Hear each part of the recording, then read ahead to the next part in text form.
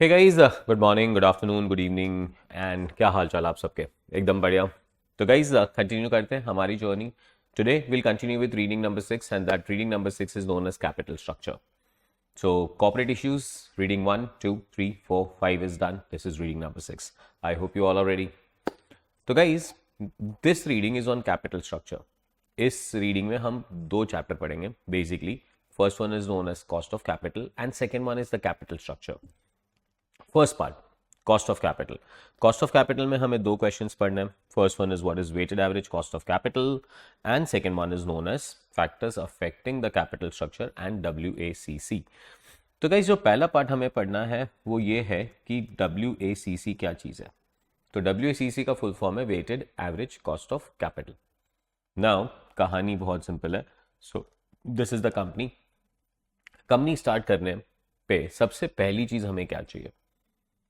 What is the first thing we need? The first thing that we need, guys, is the capital itself.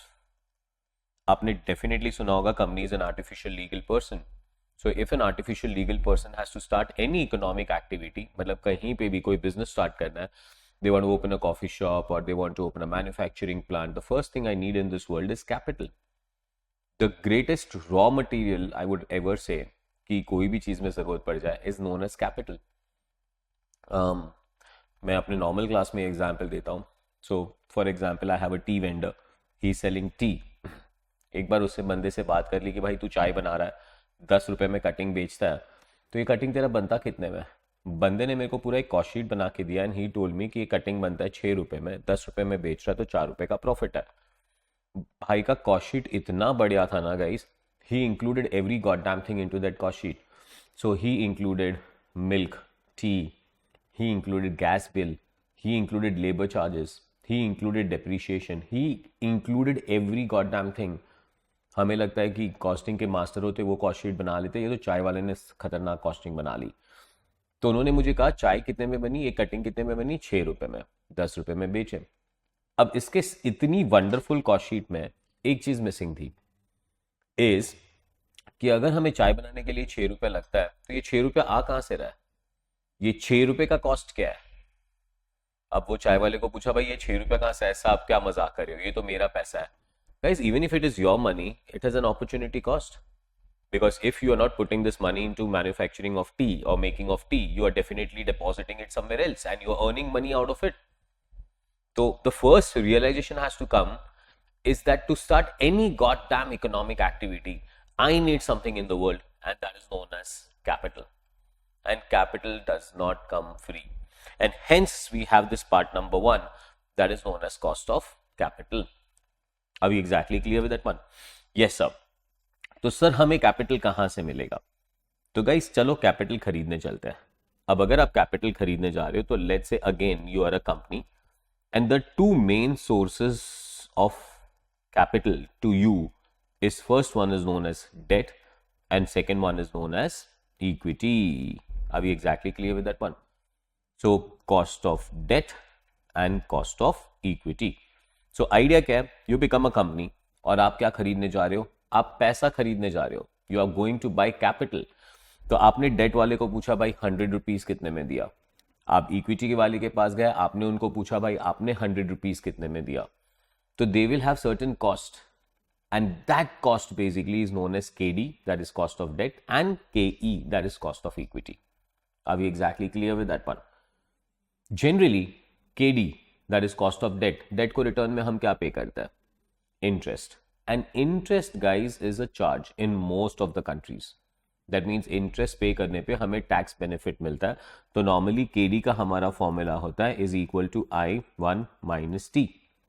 Are we understanding that? And guys, then we'll calculate KE. Now at CFA level 1, we are not going too deep into calculation of KE, but there are variety of models for calculation of KE and we'll learn them one day, but not at level 1. But idea is कि हमारे पास KD आ जाए और हमारे पास KE आ जाए, तो KD और KE को add कर देंगे तो हमें मिलेगा something which is known as WACC. अच्छा, ऐड भी ब्लैंक ऐड नहीं करना है, सिंपल एवरेज नहीं निकालना है, वेटेड एवरेज निकालना है. क्यों वेटेड एवरेज निकालना है? Because if the firm is collecting 1000 rupees then we are not sure कि ये 1000 हम कहाँ से ले रहे हैं. दोनों से इक्वल ले रहे कि नहीं ले रहे, दोनों से इक्वल लेंगे तो सिंपल एवरेज चलेगा, बट जरूरी थोड़ी कि डेट से 500 है और इक्विटी से भी 500 है. I can have something like debt say 200 and equity say 800. So simple average won't do, and hence we talk about WACC, that is weighted average. So how do you calculate weighted average cost of capital? It's WTKE, that is weighted average cost of equity, plus WTKD, that is weighted average cost of debt. So weighted average cost of equity plus weighted average cost of debt is WACC. WACC in our language is also known as KC, is also known as KO. I hope you guys are understanding this very well. So KC is equal to weighted average cost of equity plus weighted average cost of debt. चकास वाली कहानी है. And how to calculate cost of debt? KD is equal to I1 minus T. I stands for interest, 1 minus T because उस पर tax saving होती है. चकास वाली काम है. Too good. So WACC is equal to weighted average cost of equity plus weighted average cost of debt. Guys, clearly established lot of time in the past. Cost of debt is lower than cost of equity as debt have priority claims over equity. So सस्ता capital कौन सा, debt capital सस्ता या equity capital सस्ता? Date सस्ता. Sir date सस्ता क्यों? दो रीजन की वजह से डेट सस्ता. फर्स्ट, डेट को इंटरेस्ट पे करना पड़ता है, that is a charge. Second, company में पहला क्लेम किसका है? मीन्स अगर हम बोले कि कंपनी बंद हो रहा है, company is going for liquidation, so who will get the money first? Will debt get the money first और equity get the money first? Surely debt, and hence they are considered to be more cheaper because they are more secured in the sense. Equity वाले ज्यादा risk ले रहे हैं भाई, उनका पैसा last में आने वाला है. He is like a captain of the ship. Ship डूब रहा है, पहले सबको हटाओ, सबको सेव करो, फिर मैं निकलूंगा भाई. तो महंगा होगा वो. सो इक्विटी कैपिटल महंगा होता है, डेट कैपिटल सस्ता होता है. Most jurisdiction does allow tax deduction on the corporate interest, and hence KD is equal to I1 minus T. I hope you are understanding this very well. Too good. Third one, weight of debt and equity can be the target weights or can be the market value weights. So sir, weight लेना है, आपने कहा कि weight लेना है, ये रहा, तो weights किस पे होने चाहिए? weight या तो target debt equity होना चाहिए. What do you mean by target debt equity? अब इसके पहले हम एक चैप्टर कर रहे थे जहाँ पे हम कैपिटल इन्वेस्टमेंट्स की बातें कर रहे थे. So I am taking up a project, NPV calculate कर रहा हूँ. अब प्रोजेक्ट में मुझे 400 रुपये चाहिए, तो 400 में मेरा डेट कितना? 100. इक्विटी कितना? 300. तो ये हुआ मेरा 1:3 का target ratio. That means I am taking up a project and in that project I am going to specifically have a debt equity ratio of 1:3. चकास है. तो ये हुआ टारगेट डेट इक्विटी. सर अगर target debt equity weights available नहीं है, मतलब हमें टारगेट नहीं दिए गए, तो आप existing market value of debt और इक्विटी ले सकते हो. मींस हम ये अज्यूम करेंगे कि कंपनी का अब भी जो एग्जिस्टिंग डेट इक्विटी स्ट्रक्चर है वो डेट इक्विटी स्ट्रक्चर नए प्रोजेक्ट में भी कंटिन्यू होगा. तो I will take market value of debt and equity. जकास काम हो गया पक्का. फिर से एक बार, what is WACC? WACC is weighted average cost of equity plus weighted average cost of debt. Cost of debt KD is equal to I1 minus T. Cost of equity level 2 level 3 में जाके बहुत detail में पढ़ेंगे. But date सस्ता कि equity सस्ता? Sir date सस्ता. क्यों डेट सस्ता? Because they have a priority claims. Equity से पहले उनको क्लेम क्लियर हो जाएगा. नेक्स्ट वन, फाइनली हाँ, वेट्स किस पे काम करेंगे? सर वेट या तो टारगेट डेट इक्विटी होना चाहिए या तो market value of debt and equity होना चाहिए. Are you clear with that one? चकास. Example, ABC Inc. has a capital structure of 50% debt and 50% equity. The cost of debt is 8% while the cost of equity is 11%. ABC's corporate tax rate is 30%. Calculate the WACC of whom? ABC. तो guys ये example का question का answer. KE कितना percent दिया गया है? KE मुझे दिया गया है 11% और उसका वेट कितना है? 50% है. गाइस KD कितना दिया गया है? KD कॉस्ट ऑफ डेट उन्होंने दिया है 8% है, बट टैक्स रेट 30% है. तो guys it will be 8(1 minus 0.3. Calculator 8(1 minus 0.3 कितना होता है भाई? चलो आज मैं कैलसी नहीं लिया, but I have students in class. Tell me guys. 7.3 नहीं हो सकता है सर, कुछ भी बोल रहे हो आप. 1 minus 0.3 कैलसी sir. 1 minus 0.3 is 0.7. 0.7 into 8, 5.6 of course. और इसका वेट कितना है हमारा? 50%. तो हमारा WACC कितना होगा? 11 into 50% plus 5.6 into 50%. Calculator, 11 into 50%, is it 5.5 plus 5.6 into 50%, is it 2.8? चलो 5.5 plus 2.8, आंसर इज 8.3%. क्या मिल गया हम लोग को? WACC. I hope you guys are catching this up very well. चकास है. Next. So what are the factors that are affecting the cost of capital and the capital structure? Sir, आपने ये तो बता दिया डेट सबसे सस्ता होता है, तो why not have a debt only in the capital structure? Because अगर वो सस्ता है तो सब डेट ही लेंगे. भाई इतना सिंपल नहीं है ये answer. So this are the factors that will affect you understanding की डेट एंड इक्विटी का कैपिटल स्ट्रक्चर कैसे डिफाइन होगा.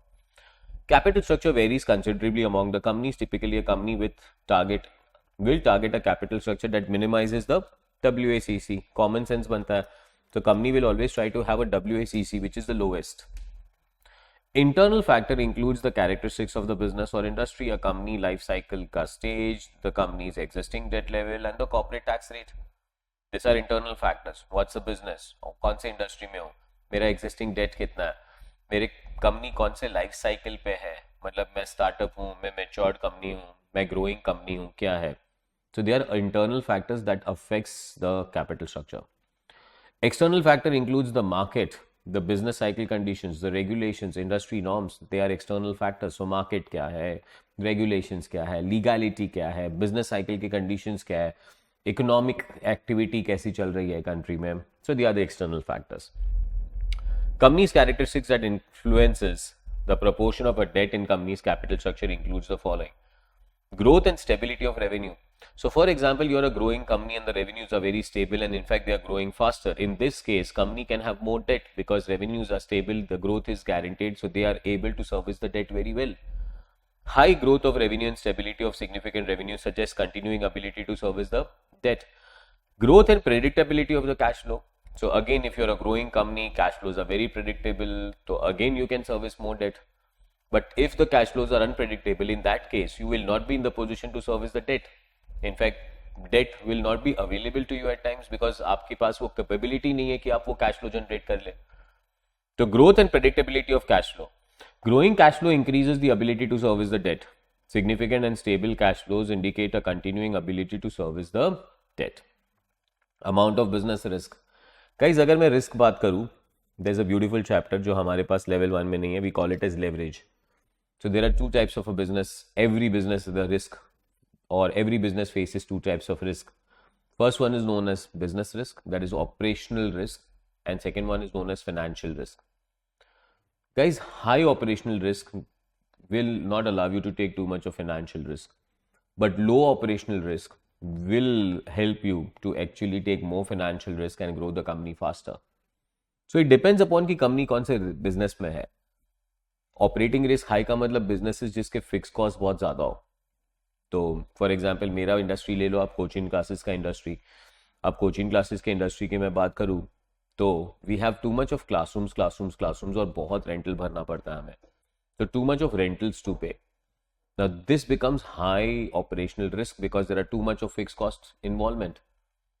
And this means, in simple language, that I don't have the liberty to take too much of financial risk because operational risk उतना high है पहले से. हाँ, but company जिसके operational risk low हो तो वो ज़्यादा financial risk ले सकता है. Clear है? Read that part. Amount of business risk. More business risk, that is operational risk and demand risk, means greater variability of earning and cash flow which decreases the ability to service the debt. तो अगर आपका operational risk ज्यादा हो तो आपका financial risk कम होगा. मतलब कम होगा इन द सेंस आपके पास कैपेबिलिटी नहीं होगी फाइनेंशियल रिस्क लेने की. चकास है. Next, amount and liquidity of the company's assets. Assets can be pledged as collateral to make company's debt more attractive. मतलब लिक्विडिटी कैसे है कंपनी की, कंपनी के असेट्स कैसे है. तो आई विल नॉट से अमाउंट हियर, अमाउंट की जगह पे मैं यहाँ पे लिख देता हूँ असेट्स. आपके पास जो नोट्स आएगी वो ऑलरेडी रेक्टिफाइड होगी, so don't worry about that. Assets and liquidity of companies assets. Assets can be pledged. तो अगर company has high quality assets, that means those assets can be pledged and they can take more loans. But if the quality of assets is very poor, then हमारे पास assets है ही नहीं pledge करने के लिए, और अगर आपके पास असेट्स नहीं है प्लेज करने के लिए तो आपको लोन उतनी नहीं मिलेगी। परफेक्ट है। Next one, cost and availability of debt financing. Companies find debt relatively more attractively when the cost of debt is lower and investors are more willing to lend the money. Both this are greater when the characteristics just listed support the issuance of debt. So guys, debt सस्ता होता है, but अगर company position में date लेने के लिए तो बिंदास डेट ले लेगा, but debt is not available to everyone so freely as it is defined in this books. So आपके credit availability, credit worthiness and all this are also the factors. So we can say that other things being equal, companies in non-cyclical industry, मतलब किसकी जो business cyclical नहीं हो, एकदम stable हो, stagnant हो, year after year, quarter after quarter, they are growing fine. Companies like Reliance and all, they are able to support high proportion of debt than companies with the cyclical industries. Do you agree with this? Second, company with low fixed operating cost, जिसका operating risk कम हो। आप answer दो मेरे को। चलो, अगर आपका ऑपरेटिंग रिस्क कम हो तो आपका फाइनेंशियल रिस्क ज्यादा हो सकता है, that means you can take more of a debt. Companies जिसका ऑपरेटिंग रिस्क ज्यादा हो, they are not in the position to take greater financial risk, so in that case आपका फाइनेंशियल रिस्क कम हो जाएगा, मतलब आप ले ही नहीं पाओगे loan. So companies with low operating fix cost as a proportion of the total cost, that is low operating leverage, are better able to support high proportion of debt than companies with high fixed cost. Companies with subscription based revenue model, यार मैं क्या बोलता हूँ, Netflix है, फ्लिपकार्ट है, Amazon है, जिसका subscription based revenue model है, month after month after month they keep on getting these payments, they are better positioned to take the loan and grow rather than pay per use. Pay per use मतलब अगर मैं use करूंगा तो मैं पे करूंगा. This kind of businesses are not in the position to take too much of loan. अब for example मैं आज बात करूँ थिएटर्स की, तो guys theatres are not in position to take too much of loan because it's pay per use. ये क्या है भाई, मूवी आता है फ्राइडे को, आजकल थर्सडे को रिलीज हो जाता है, तो Thursday Friday Saturday Sunday it's a full blockbuster. Next week तक तो भाई मूवी ने पूरा पैसा चूस लिया है, अब थिएटर फिर से खाली. हर थर्सडे थोड़ी एक ब्लॉकबस्टर मूवी निकालेंगे कि थिएटर भरे हुए जाएंगे. एंड थिएटर भरे हुए जाते कब है यार, वो फ्राइडे सैटरडे संडे ही भरते हैं. मंडे टू फ्राइडे तो आप जाओ आराम से, मैं तो बोलता हूँ कहीं पे भी बैठो, डांस करो उधर. So, you know, business which are subscription based, they are in a position to create greater risk, greater loans, rather than pay per use product. चकास कहानी है, clear. We can see the effect of these factors on debt to equity ratio of the company at different stages of company's life cycle. Consider the following 3 stages. 4th point cut कर देना, 3 stages की बात कर रहा हूँ. पहला stage है startup phase, second stage है, वो 4th पॉइंट कट करना है, मैंने सारा वो कट कर दिया, 4th नंबर कट करना खाली, या एक्चुअली एक ही लाइन पे आ जाना चाहिए था. So this number goes off. हाँ सर, आप 3 फेज पे हो. पहले फेज पे हो startup. Startup companies guys, they are just starting up, they hardly have any revenues, they are growing, they are establishing their market share and all. In that case यार मैं क्या कहता हूँ, this companies will not get debt. So they are mostly equity finance. Mostly नहीं, I'll say 100% equity finance. Growth phase. Growth phase में somewhat growth आ रहा है, तो they can start getting the debt into the system. Debt financing cost is somewhat reduced. Usage is conservative and investors are willing to lend the money to the company, often with loans secured by fixed assets or accounts receivable. I hope you are understanding this. Next one. Third, mature stage. भाई आप हो गए हो mature. अब ना आपके revenues बहुत अच्छे हैं, आप कंपनी के प्रॉफिट में है, कंपनी के कैश फ्लोज बहुत स्टेबल हो गए, तो you can actually increase the loan. So you are in a position to get secured loan as well as unsecured loan as well, because now the lender trust you. So debt financing including unsecured debt is widely available at relatively low cost. So अगर आपको कोई पूछे कि company कौन से life cycle में सबसे ज्यादा डेट यूज कर सकती है, तो it is maturity stage. Clear? The cost of capital is also influenced by the top-down factors. Top-down factors are macroeconomic factors that affects the benchmark interest rate. For example, US Treasury rate. Top-down, ऊपर से नीचे. Guys, अगर US का Treasury rate ज़्यादा है ना, for example, हमारे country में RBI का रेपो रेट ही ज़्यादा है, तो नीचे तो डायनामो इफेक्ट आएगा ही आएगा ना. If you are top heavy, you will be definitely bottom heavy. If you are top light, bottom can be light. So, you know, every country, every corporation, every business wants country's central bank to have a lower rates, so that they also can get lower rates from the bank. So guys, cost of capital is also influenced by top-down factors. Top-down factors are macroeconomic factors that affects the benchmark interest rate. For example, US Treasury rate and credit spread to benchmark rate. This includes inflation, real GDP rate, monetary policy and exchange rates. Are we clear with that? पक्का. तो concept समझा cost of capital का. In simple lines, अगर मैं nutshell में बात करूँ, how do you calculate cost of capital? So sir, WACC is equal to weighted average cost of equity plus weighted average cost of debt. अगर मैं business life cycle की बात करूं तो स्टार्टअप नो लोन्स, ग्रोथ थोड़ा loan, maturity भर भर के लोन ले सकते हो आप, डेट सस्ता, इक्विटी सस्ता, 100% डेट सस्ता because they have a priority over the claims. Equity is the residual interest, equity gets dividend which is an appropriation, debt is getting interest which is a charge, उस पे tax benefit भी मिल जाता है. Factors that dominates, lot of factors, internal factors and external factors. Company का revenue growth, company के cash flow positions, company का operating risk. High operating risk means low financial risk, low operating risk means high financial risk and so on. Clear? Okay. Subscription based company, good debt. Paper use, debt मिलने का chances कम है. High operating risk, date मिलने का chances कम है. Clear?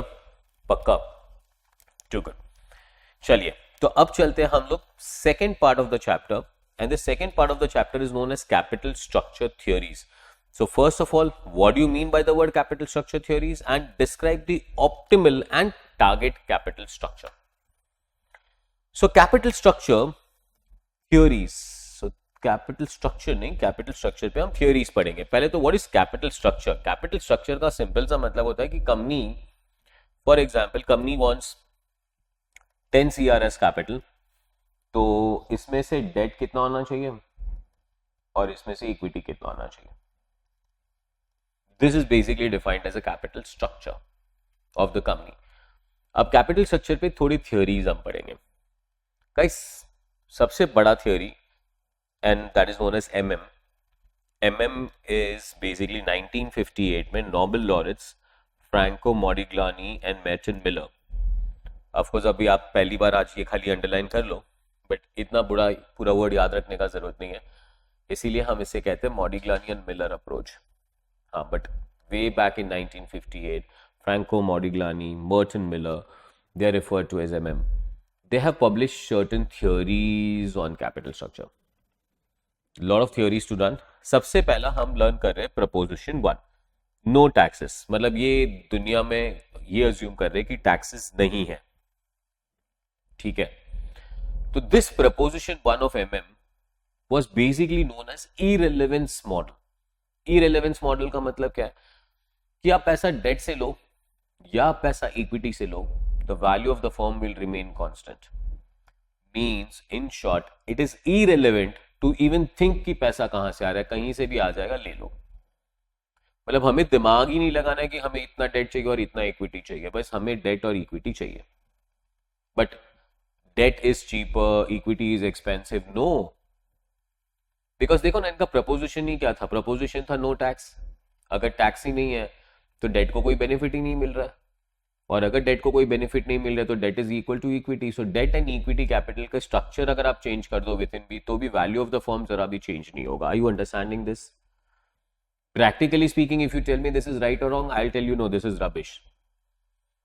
But see, when you say theory ना, तो understand करो कि थ्योरी ना हम चार दीवार के अंदर पढ़ते हैं और चार दीवार के बाहर क्या हो रहा है ना उसको हम ब्लॉक कर देते हैं.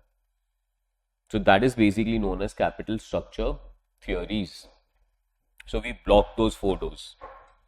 Are we exactly clear with that one?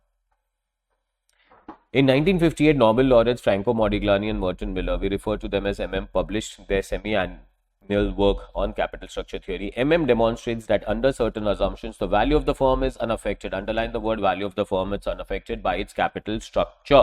That means आप debt लो या आप equity लो, कोई फर्क नहीं पड़ता है. But it is with certain assumptions. So what are the assumptions? Assumption says capital market is perfectly competitive. There are no transaction costs, no taxes, and no bankruptcy costs. Investors have homogeneous expectation. They have same expectation with respect to cash flow generated by the firm. There is riskless borrowing and lending. Investors can borrow and lend at the risk-free rate. मतलब borrow भी कर सकते हो, lend भी कर सकते हो at RF.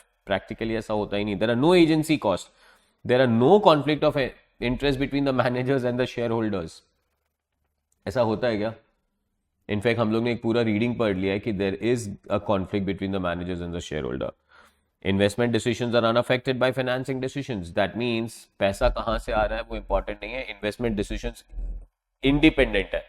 यहाँ पे इन्वेस्टमेंट करने की नहीं कर सोचते वक्त हम ये सोचते ही नहीं पैसा कहां से आ रहा है, we are not even thinking about that. Wow. Operating income is independent of how the firm is financed. To cut short, the debt equity ratio does not have any impact on the value of the firm. So 40% debt and 60% equity is actually equal to 60% debt and 40% equity। मतलब कोई फर्क ही नहीं पड़ता। यहाँ पे हम बोल रहे हैं 40% कहां से आ रहा है, डेट, 60% कहां से आ रहा है, इक्विटी। यहाँ पे हम बोल रहे हैं 60% कहां से आ रहा है, डेट, 40% कहां से आ रहा है, equity. Value of the firm कितना होगा, सेम ही होगा, फर्क ही नहीं पड़ता। इन शॉर्ट, प्रपोजिशन 1 में अगर आप मुझे पूछो कि सर मेरे को डेट लेना चाहिए, इक्विटी लेना चाहिए, कुछ भी ले ले। सर मैं लोन लूं, हाँ ले ले। सर मैं लोन लूं, मत ले। सर आप क्या दो आंसर दे रहे हो, क्या करूं? बेटा कुछ भी कर, value of the firm will not change. Will you remember this? कौन सा थियोरी है? MM model and proposition 1। चकास है, टू गुड।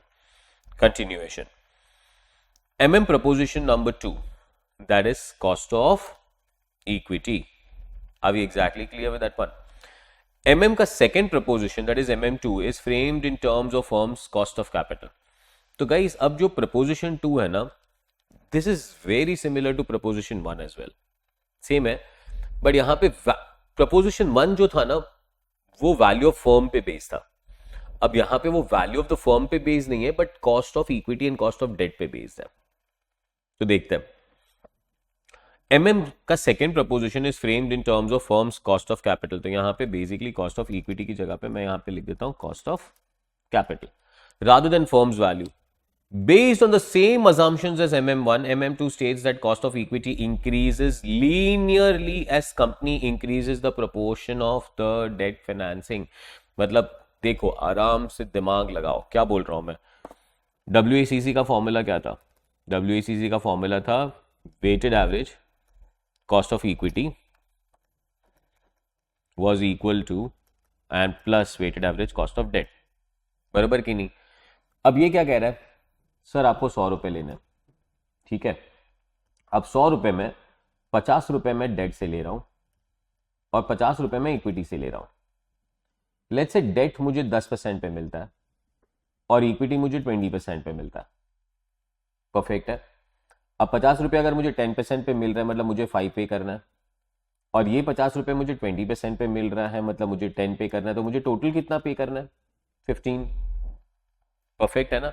मतलब 100 रुपया खरीदने के लिए मुझे 15 रुपया देना पड़ रहा है। I guess you are understanding this very very well, too good. अब ये कह रहा है ये थ्योरी क्या कह रहा है कि सर अगर आप डेट बढ़ाते हो, क्या बढ़ा रहे हो आप? डेट प्रपोर्शन बढ़ा रहे हो। मतलब अब मैं 50 रुपए की जगह पे 80 रुपीज डेट से लूंगा। अगर आप 80 डेट से लोगे तो सिर्फ 20 इक्विटी से लोगे। 80 debt 20 equity, do you agree with this one? 80 debt, debt कितने परसेंट पे आ रहा है? 10। 80 का 10% कितना होता है? 8। तो ये थ्योरी कहता है कि if you increase the debt component, equity smart, equity को पता है आप कहीं से सस्ता पैसा लेके आए हो, तो इक्विटी कहता है अच्छा बेटा अगर तू सस्ता पैसा लेके आए तो जो बच रहा है ना वो मैं ही लेके जाऊंगा। So KE will rise. If you increase the debt, KD remains constant, cost of debt remains constant. पहले पैसा कितने परसेंट पे मिल रहा था? लोन 10% में मिल रहा था। अभी भी लोन कितने परसेंट पे मिल रहा है? 10% पे मिल रहा है। बट अगर डेट रेट कांस्टेंट रह रहा है और हम डेट बढ़ा रहे हैं, मतलब सस्ता पैसा लेके आ रहे हैं सिस्टम में, तो कौन स्मार्ट होते जा रहा है? इक्विटी स्मार्ट होते जा रहा है। तो equity says I will increase the rate such a way that my overall cost will remain the same. तो अब 8 आप डेट को दे रहे हो, 15 में से 8 अपने डेट को दे रहे हो, तो 7 किसको देना पड़ेगा? इक्विटी को। बट 7 किस पे? 20 रुपए पे खाली। तो 7 डिवाइडेड बाई 20 मल्टीप्लाइड बाय 100। चलो कैलकुलेटर लो, 7 divide by 50 multiplied by 100, answer comes to 35%। तो मेरा कॉस्ट ऑफ इक्विटी पहले कितना परसेंट था? 20। अब मेरा कॉस्ट ऑफ इक्विटी कितना परसेंट हो गया? 35। Are you understanding this? And because of this all, what happens is my KC will remain constant. My KE नहीं, my KC will remain constant. जकास कहानी है. फिर से एक बार, हाँ, MM proposition 1 and MM proposition 2 में डिफरेंस क्या है? MM प्रपोजिशन 1 क्या था? सर आप डेट लो या आप equity low, value of the form will remain same. So it was based on the value of the form. Preposition 2 क्या है?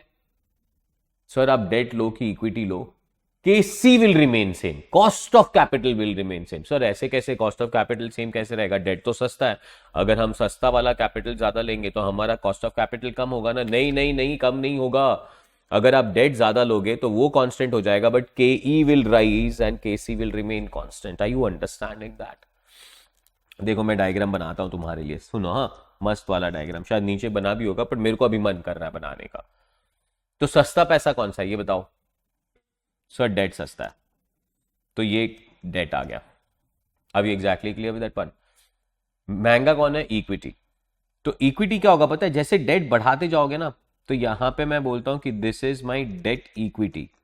यहां पे मेरा डेट 0 है. जैसे जैसे जैसे मैं आगे बढ़ता जाऊंगा मेरा डेट बढ़ता जा रहा है कंपनी में. तो पहले 100 रुपए में 0 डेट था, अब 10 रुपए का डेट, अब 20 रुपए का डेट, अब 30 रुपए का डेट, सो ऑन. डेट बढ़ते जा रहा है, तो मेरा इक्विटी भी बढ़ेगा. क्यों? डेट का कॉस्ट सेम रह रहा है, इक्विटी का कॉस्ट बढ़ रहा है. डेट का अमाउंट बढ़ रहा है पर डेट का कॉस्ट सेम रह रहा है. सो पहले 50 रुपया था, अब 80 रुपीज हो गया. अमाउंट बढ़ा रहे हो बट कॉस्ट तो सेम 10% ही रख रहे हो. Are you understanding that?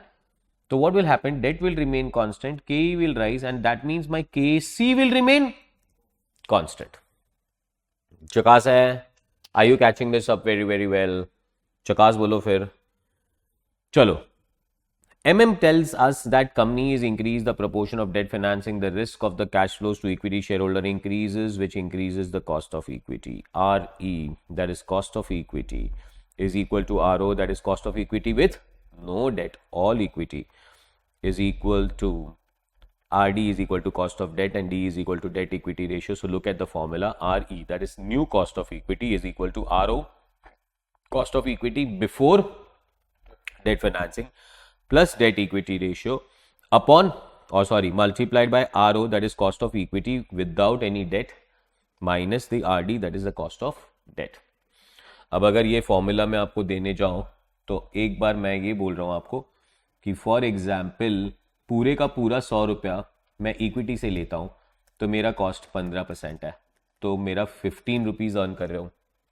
So now new cost of equity, हाँ, that is RE, is equal to what was cost of equity without any debt? Sir 15 plus, अब ये वाला देख लो, how much is the debt equity ratio? 50-50. So my debt equity ratio is 50-50. The whole मतलब the whole multiplied by RO. What does RO stand for? Cost of equity without 15 minus the rate of debt. Rate of debt is कितना? 10. अब calculator डालो, 50 divided by 50 is it 1? 15 minus 10 is it 5? 5 into 1 is 5. मेरा answer कितना हो जाएगा? Return on equity 20. आ गया मेरा return on equity 20. अब ये 35 प्रूव कर दूं मैं? चलो. So RE is equal to 15. What is my debt equity ratio? My debt equity ratio is 80-20. है कि नहीं? So 80-20, 15 minus 10. चकास है? 80-20. Is it 4? 15 minus 10, 5. 5 4s are 20. 20 plus 15, 35% will be my cost of equity. Do you agree with that one? मैं तो कभी कभी ना ये फॉर्मूला से काम ही नहीं करता हूँ, वो टेबल से काम कर लेता हूँ, मेरे को डायरेक्टली मिल जाता है. बट अगर ऐसे ही सिंपल फॉर्मूला भी याद रखना चाहते हो तो आपके लिए. So I would say RE, that is a new cost of equity, is equal to old cost of equity plus debt upon equity RO minus RD. चकास है? इन सिंपल लैंग्वेज क्या याद रखो पता है? डेट बढ़ेगा तो डेट का कॉस्ट कॉन्स्टेंट रहेगा, इक्विटी का कॉस्ट बढ़ जाएगा and KC will remain constant. चकास? अरे यार देखा, मैं बोला ना डायग्राम इधर ही है. So देखो, cost of debt constant, WACC constant and cost of equity is rising. चकास? चलो अब आ रहा है MM का थर्ड प्रपोजिशन. भाई कितने प्रपोजिशन हो गए तुम्हारे अभी तक MM के? 2 preposition. What was MM preposition number 1? Sir, debt low या equity low, value of the firm remains constant. What was proposition number 2? Sir, debt low या equity low, KC remains constant. KD will be same, KE will rise, and hence KC will remain constant.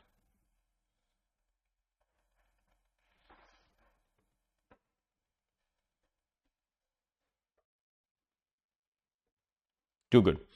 चलो आगे बढ़े. Next. Now MM with taxes. भाई tax आ गए. भाई अगर दुनिया में टैक्स आ गए ना तो डेट सस्ता हो गया. अब सबसे बेस्ट काम क्या है? इक्विटी लो ही मत, पर लोन लो. बट आइडियली स्पीकिंग ऐसा फॉर्म बन ही नहीं सकता. So MM with taxes, value is maximized at 100% debt. चकास कहानी है. This differential tax treatment encourages firm to use debt financing because debt provides a tax shield that adds to the value of the company. The tax shield is equal to the tax rate multiplied by the amount of debt in the capital structure. The formula still remains the same. RE is equal to RO plus debt upon equity RO minus RD, 1 minus tax because अब tax पे saving आ रहा है. Following figure illustrates that tax shield provided by the debt causes WACC to decline as leverage increases. The value of the firm is maximized at the point where WACC is minimize which is 100% debt. तो भाई अपना का diagram वापस वही वाला था. तो ये मेरा केडी था, ये मेरा केई था, बट ये मेरा केसी है. तो अगर आपका पूरा पैसा डेट से आता है तो आपका WACC लोएस्ट है. क्यों? बिकॉज आप सस्ता पैसा ले रहे हो. और वो इफेक्ट कहां से आया? टैक्स से आया. विदाउट टैक्स वाले अम्ब्रेला में कोई फर्क ही नहीं पड़ रहा था, बट विद टैक्स वाले अम्ब्रेला में डेट सस्ता बन जाता है. Are you understanding this? Current theory suggests that difference in the value maximization choice as to how companies financial leverage to use the result of additional costs not yet considered bankruptcy cost. However, we can expect this cost also as a cost of financing. That's okay. चलो ये भी आप अपने आप से पढ़ लेना, इसमें भी कुछ नहीं है, पर देख लेते हैं एक बार. The expected cost of financial distress of the firms have two components. Financial distress की बात कर रहे हैं and दो component की बात कर रहे हैं. पहला cost of financial distress and second one is probability of financial distress. Cost of financial distress and bankruptcy can be direct or indirect. Direct cost of financial distress includes cash expenses associated with the bankruptcy, such as legal fees, administrative fees. Indirect cost includes foregone investment opportunity and cost that results from losing the trust of the customer, creditors, suppliers, and employees. Clear? Second, the probability of financial distress is related to the firm's use of operating and financial leverage. In general, higher amount of financial leverage increases the probability of financial distress. जितना ज़्यादा loan लोगे उतना financial distress बढ़ता जाएगा, है ना? So not too much of thing. Basically ये क्या कह रहा है कि ये स्ट्रक्चर में भी हम बोल तो रहे हैं कि डेट ले लो, बट डेट के साथ साथ रिस्क आता है, रिस्क के साथ साथ फाइनेंशियल डिस्ट्रेस बढ़ता है. फाइनेंशियल डिस्ट्रेस बढ़ेगा तो बैंक्रप्सी पे जाना पड़ेगा, उसके कॉस्ट होंगे, उसके लीगल फीस होंगे, लोग अपने पे केस करेंगे, मेंटल प्रेशर डालेंगे. अपार्ट फ्रॉम दैट प्रोबेबिलिटी भी तो बढ़ जाएगी. क्लियर है? Not too much of it. So I guess you are very clear with all the 3 propositions. मुझे चाहिए कि आपको वो 3 प्रपोजिशंस याद रहे बहुत अच्छी तरह से. आई होप आपको याद रह गया हो. MM proposition 1, MM proposition 2, MM proposition 3. What was proposition 1? Value of the firm remains constant. What was proposition number 2? Value of cost of capital remains constant. And what was proposition number 3? Sir, tax आ गए तो सबसे best capital structure कौन सा होगा? 100% debt. Clear? Done है. Next one, describe optimal and target capital structure. Sir, is there something like an optimal capital structure? कि ऐसा कुछ है कि हमें इतना पैसा इक्विटी से लेना चाहिए और इतना पैसा डेट से लेना चाहिए? हाँ भाई है, रियलिटी में है. मैंने वही कहा था, MM के तीनों प्रपोजिशंस वो are based on certain assumptions, but world does not work on assumptions. World में everything is dynamic, everything changes. तो boss, you have to work to find out something which is known as optimum debt equity ratio और optimum capital structure. अगर आपको 100 रुपया चाहिए तो इतना date से लो, इतना इक्विटी से लो, तो आपका केसी लोएस्ट हो. That's the optimal capital structure. What is optimum? जहां पे अपना केसी सबसे कम हो. सर वो तो लोन ही ले लेते ना. नहीं, ऐसा नहीं होता है. बिकॉज आप जितना ज्यादा लोन लेने जाओगे केई भी उतना ही ज्यादा बढ़ते जाएगा. That will increase your WACC over the period of time. Optimum is not minimum, not maximum. अब मैं आपको बोलूं पढ़ाई करना है, दिन में 20 घंटा पढ़ाई कर लो, no, this is not optimum, this is maximum. And every day you cannot work on maximums. Why you cannot work on maximums every day? Because that will actually reduce your potential, effectiveness. 20 घंटा पढ़ाई करके कौन सा effectiveness रहने वाला है? So I would say optimum is something like 8 to 10 hours max. Minimum भी नहीं. यू कैनॉट से कि मैं 2 घंटा पढ़ के पूरी दुनिया जीत लेता हूं. No no no, not that. तो देयर समथिंग लाइक ऑप्टिमम. ठीक है, वैसे कैपिटल स्ट्रक्चर में भी ऑप्टिमम है, आपको फाइंड करना पड़ेगा. And that is basically considered as a trade-off theory. A static trade-off theory seeks to balance the cost of financial distress with the tax shield benefit from using the debt. This is an amount of debt financing at which increase in the value of tax shield from additional borrowing is exceeded by the value of reduction of high expected cost of financial distress. मतलब यहाँ पे हमें tax shield से जो benefit मिल रहा है वो benefit ज़्यादा है financial distress के stress से. फाइनेंशियल डिस्ट्रेस का स्ट्रेस कौन लेता है? इक्विटी वाले. तो भाई जितना ज्यादा लोन लोगे उतना स्ट्रेस बढ़ता जाएगा. ज्यादा लोन लेने का फायदा सस्ता पैसा, बट वो स्ट्रेस बढ़ता जाएगा तो उनका कॉस्ट बढ़ता जाएगा. तो बेनिफिट ज्यादा है कि कॉस्ट ज्यादा है? तो जहां तक लोन का benefit exceeds the financial distress, loan लेते लेना चाहिए. बट एक पॉइंट के बियॉन्ड वो स्ट्रेस ज्यादा हो गया तो फिर लोन से फायदा कम आने लगेगा और फाइनेंशियल डिस्ट्रेस का खर्चा ज्यादा होने लगेगा. तो भाई वहां पे उससे ज्यादा लोन नहीं लेना है. समझा? देखो प्यार से एक डायग्राम से समझाओ मैं तुम लोग को. क्या होता है पता है? सी, ये होती है हमारी डायग्राम. भाई कॉस्ट ऑफ डेट है. सर कॉस्ट ऑफ डेट क्या हो रहा है? कांस्टेंट नहीं रहता, थोड़ा बढ़ता है. इतना भी नहीं बढ़ता है. थोड़ा अच्छा सा डायग्राम बना रहा हूं, पर अपने को वापस बनाना है. अपने को बनाने का मजा ही कुछ और है. बुक में है वो तो है. ये कौन सी कॉस्ट बोली मैंने? कौन सी है ये लाइन? केडी वाली लाइन. केडी बढ़ रहा है? हाँ बढ़ता है. सी, जितना ज्यादा लोन लोगे ना तो कॉस्ट ऑफ डेट कांस्टेंट थोड़ी रहेगा. अब मेरे कंपनी 100 करोड़ का है, मैं 50 करोड़ का लोन ले रहा हूं तो बैंक बोलेगा राहुल 10%. अगर मैं 60 करोड़ का लोन लूंगा तो ये रेट बढ़ जाएगा. सर क्यों बढ़ जाएगा? अरे भाई बैंक का रिस्क नहीं बढ़ रहा है. बैंक बोलता है पहले 100 में 50 करोड़ का लोन था, अब तो 100 में 60 करोड़ का लोन हो गया, अब 100 में 70 करोड़ का लोन हो गया, 100 में 80 करोड़. आप जितना ज्यादा लोन लेते जाओगे तो बैंक अपना रेट बढ़ाता जाएगा. बिकॉज दैट मीन्स आप बैंक को पता है कि आप अपना पैसा कम डाल रहे हो अंदर, तो उसका रिस्क बढ़ रहा है. सो केडी बढ़ता है. अच्छा केई भी बढ़ता है. सर केई क्यों बढ़ता जाता है?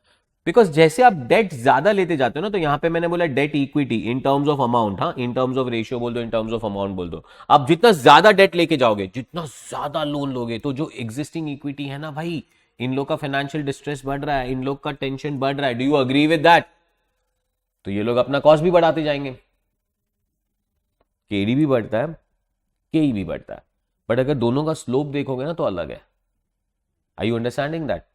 The slope of KE is far greater than the slope of KD. So it means what? कि स्ट्रेस जितना ज्यादा लोगे उतना ज्यादा बढ़ते जाएगा फिर. तो what will happen to KC? भाई KC ना फर्स्ट फॉल करेगा, कांस्टेंट हो जाएगा, थोड़ा बहुत प्लेटो हो जाएगा, प्लेटो, एंड फिर ये राइज करेगा. This is KC. सर पहले फॉल क्यों कर रहा है? बिकॉज जो केडी सस्ता मिल रहा है उसका बेनिफिट ज्यादा है. सो ये वाला जोन है. मेरे पास स्केल है इधर मस्त. ये वाला जोन है. क्या हो रहा है ये वाले जोन में? केडी का फायदा ज्यादा है फाइनेंशियल डिस्ट्रेस से. फाइनेंशियल स्ट्रेस भी बढ़ रहा है, बट किसका ज्यादा फायदा हो रहा है? सस्ते पैसे का. This is the point you should achieve. Loan लो, लोन लो, लोन लो, लोन लो, लोन लो, लोन लो, लोन लो. Cease taking the loan now.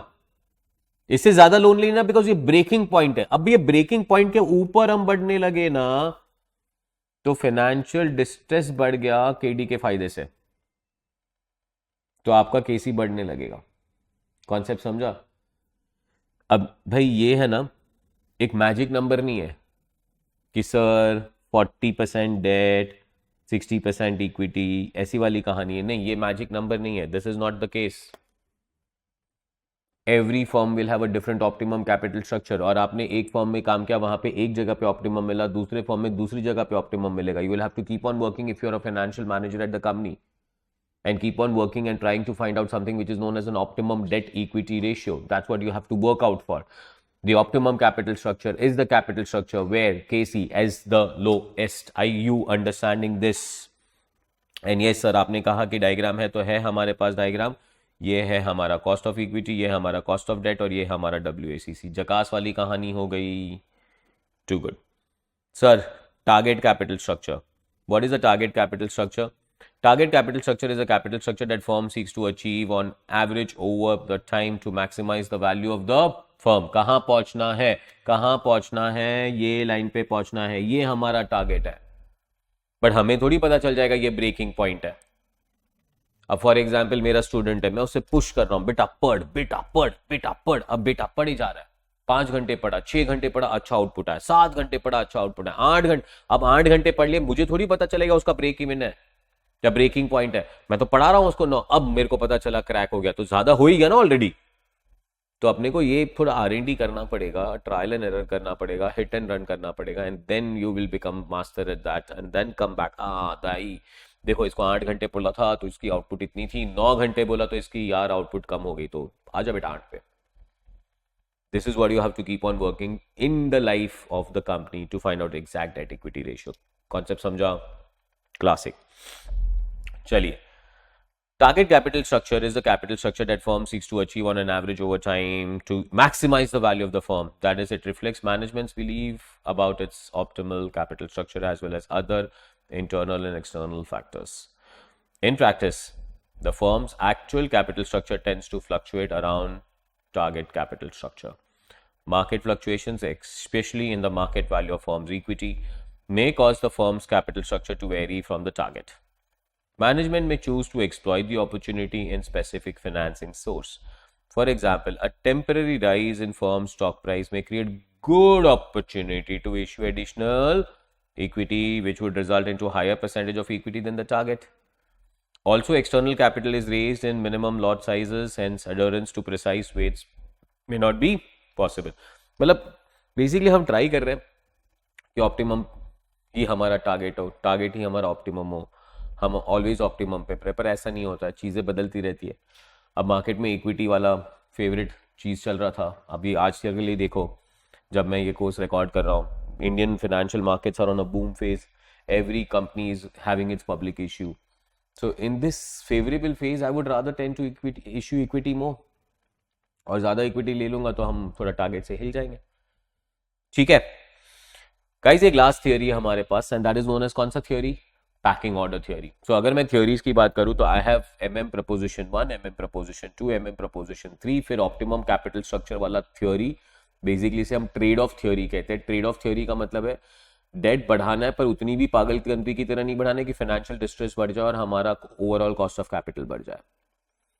Last, pecking order theory is based on the asymmetric information. Now if you remember, asymmetric information का मतलब है कंपनी का इंफॉर्मेशन एक स्ट्रेट लाइन में फ्लो नहीं होता है, एक जगह पे ज्यादा फ्लो होगा, एक जगह पे कम फ्लो होगा. Do you agree with this one? So based on the asymmetric information is related to the signals that management sends to the investor through its financing choices. According to pecking order theory, managers prefer to make financing choices that are least likely to send negative signals to the investor. फिर से एक बार, according to pecking order theory, manager prefers to make financial choices that are least likely to send negative signal. तो हम ऐसे financial choices करेंगे जो negative signal नहीं भेजे लोगों को. Financing choices under pecking order theory follows a hierarchy based on the visibility out to the investor. Internally generated capital is most preferred, debt is the next best choice, and external equity is the least preferred financing option. In short, packing order कहता है कि भाई packing order, packing पहले कौन फिर कौन फिर कौन. तो मैं अगर आपको बोलूं according to pecking order theory पहले कौन यूज होना चाहिए, तो इंटरनल रिजर्व्स. रिजर्व खत्म हो जाए तो लोन ले लेते हैं. सर लोन खत्म हो जाए, लीस्ट सोर्स ऑफ फाइनेंसिंग कौन सा होना चाहिए? इक्विटी. परफेक्ट है. Continuation. Pecking order theory implies that capital structure is a byproduct of individuals' financing decision. Thanks a lot. Chicas, love you all. You all are the best. Awesome chapter. The chapter was known as capital structure based on two parts. First one was known as cost of capital. WACC is equal to weighted average cost of equity plus weighted average cost of debt. Classic है, too good. चलिए, तो guys हमारे as a rule book MCQs तो करने ही है हमें. 8.3 आया था भाई हमारा आंसर कि नहीं आया था हमारा आंसर? एग्जाम्पल में हमारा आंसर आया था सर 8.3. वाह, मस्त लोगो. चलो, ये growth, amount, liquidity, cost of availability सब कर लिया हम लोग ने. कर लिया. स्टार्टअप फेज, भाई स्टार्टअप फेज में लोन मिलेगा? नहीं मिलेगा सर. ग्रोथ फेज में मिलेगा? हाँ, थोड़ा बहुत मिलेगा सर. सबसे बेस्ट कहाँ मिलेगा? मैच्योरिटी स्टेज पे मिलेगा सर. चलो, MCQs दिख रहे हैं मेरे को दो. First one, Alpaca capital structure is 60% debt and interest rate is 6%. Alpaca's cost of equity is 12%. Corporate tax rate is 15%. भाई ये तो यहीं सॉल्व कर लेता हूँ. How much is KE? 12. How much is KD?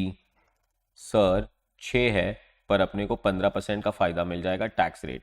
Calculator लो. चलो, 1 minus 0.15 इज इट 0.85. 0.85 इंटू 6 करो, 5.1 आ गया हमारा कॉस्ट ऑफ डेट. WACC का फॉर्मूला क्या था? Weighted average. भाई इक्विटी डेट कितना था? 60%. तो 5.1 इंटू 60% प्लस इक्विटी का कॉस्ट कितना था? 12 into 40%. Get me the answer. 5.1 into 60% plus 12 into 40%. How much is that? Exact 6. एक बार वापस कैलकुलेशन करो. 5.1 इंटू 60% कितना होता है? 3.06. 12 इंटू 40% कितना होता है? क्या कुछ भी बोल रहे हो तुम यार, उल्टे फुल्टे आंसर देते हो तुम मेरे को. 3.06 प्लस 4.8 कितना होता है? कुछ भी कर रहे हो. 7.86. 7.86 आंसर इज 7.9%. क्या कर रहे हो? सो रहे हो क्या? इजी था. Why you are giving wrong answer? क्या कर लिया?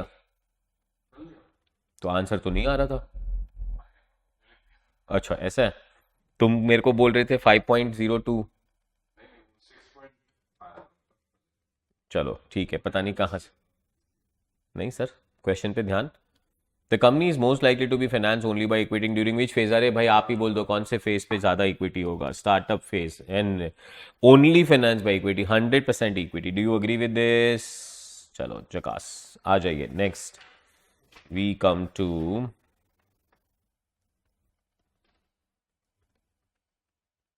structures.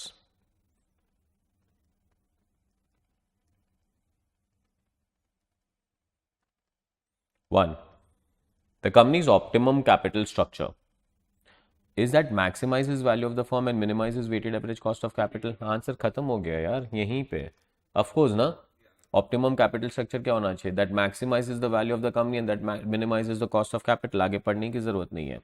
Second, which one of the following statements regarding Modigliani Miller proposition 2 with no taxes is most accurate? Guys, proposition 1 क्या था? Value of the company remains constant. Proposition 2 क्या था? Cost of capital remains constant. The firm's cost of debt financing increases as firm's financial leverage increases. No. The firm's weighted average cost of capital is not affected by its choice of capital structure. Is it correct? Jakaas bol do. Next one, third. To determine the target capital structure in practice, it is least likely that firms will use the book value of their debt to make financing decision. No. Match the maturity of debt issues to specific firms' investment. Yes, I guess. Determine the optimal capital structure based on the expected cost of financial distress. No, I would go with answer B for Bombay. See, वापस मैं explain करता हूँ पर आपको. To determine that target capital structure in practice, it is least likely that firms will, use the book value of the debt in making financing decisions. We can do that. I'm not least likely to do it. Third one, determine the optimal capital structure based on expected cost of financial distress. Yes, I would do that. So I'm least likely to match the maturity of debt issue to specific firms investment. ये कोई लेना देना ही नहीं हुआ, मतलब इसका कोई relation ही नहीं है. सो इसीलिए मेरा फर्म का answer question is B for Bombay. चकास है. Next, the pecking order theories financial structure decision is based on the information asymmetry. खत्म. आगे पढ़ने की भी जरूरत नहीं है. Do you agree with this one? According to pecking order tell me, सबसे पहला पैसा कौन सा यूज करना चाहिए? अकॉर्डिंग टू पैकिंग ऑर्डर सबसे पहला पैसा यूज करना चाहिए इंटरनल रिजर्व्स. फिर कौन सा पैसा यूज करना चाहिए? डेट. एंड थर्ड कौन सा पैसा यूज करना चाहिए? External equity. जकास. Tell me if you have any doubts anywhere in the world. No? Too good. जकास बोल दो. बोलिए. वो लोग कैसे बताएंगे भाई? अगर आपको डाउट्स आते हैं तो डेफिनेटली आप एक रिकॉर्डेड लेक्चर्स देख रहे हो, so you will have a number on which you can message your doubts and they will be answered as soon as possible, quickly, within 24 hours, the same day. Chakas. Thank you. Take care. Love you guys. Take care. And इसके बाद हम एक reading number 7 complete करेंगे जो हमारा corporate issues complete करेगा. ठीक है, चलो. Thank you guys. Love you. Take care.